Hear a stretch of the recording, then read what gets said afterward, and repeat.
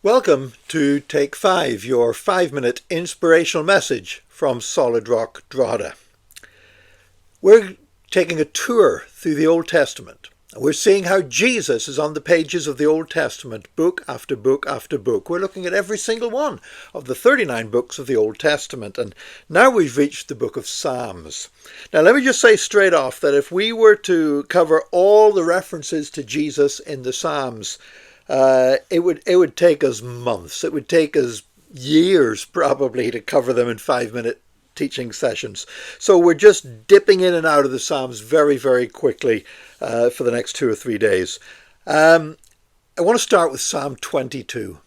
Psalm 22 has an incredible revelation of Jesus Christ upon the cross. In fact, it graphically portrays the details and the torments of Christ's crucifixion. I mean, to be honest, I read Psalm 22 and you think the only way other than God that this could happen was for somebody to watch the crucifixion and then get in a time machine and go back a few centuries and write this. Because, it deals with the fact that Jesus was separated from God. And that was the big thing about the cross, which is why Jesus cried out on the cross, my God, why have you forsaken me?" And that's how Psalm 22 begins. So Jesus himself knew that this psalm was speaking about his crucifixion. And then as you go through the psalm, the details included in Psalm 22, there's the mocking of the passers-by, that they mocked Jesus as they were passing by the cross.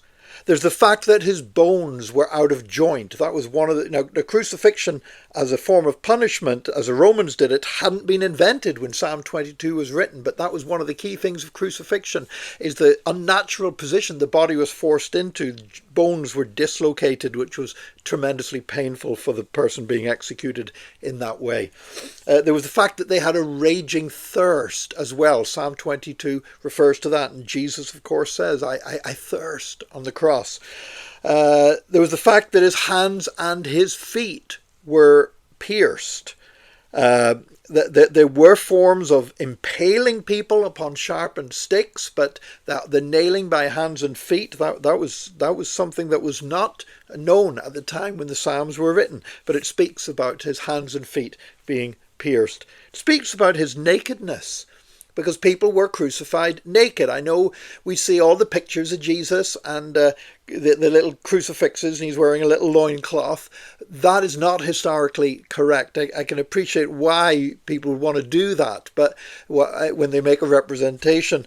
But nevertheless, people were crucified naked, and Jesus would have been crucified naked. So, as it says in Psalm 22, even the bypassers could even count his bones. It speaks about the Roman soldiers casting lots for his garments, which took place at the cross. But the best bit about Psalm 22, and the bit that most ties in with Jesus for me, is the very last 2 verses, where it says this. This is Psalm 22, verses 30 and 31. "Posterity will serve him.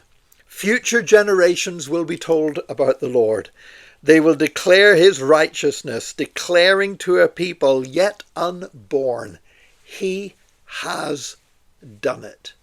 And that so sums up the cross, that posterity, generation after generation, will serve him. Future generations will be told about the Lord, that people will proclaim his righteousness to people who hadn't been born. Obviously, that's when Psalm 22 was written, that was everybody that would hear the gospel. But that last phrase, he has done it. Because you know what Jesus cried out on the cross when he had paid the price for our redemption? It is finished, which literally means it is completed, or it has been done. There you are, Psalm 22. What an incredible revelation of Jesus on the cross. Thank you for joining us for this Take 5. Join us again tomorrow for another Take 5, your 5-minute inspirational message from Solid Rock Drogheda.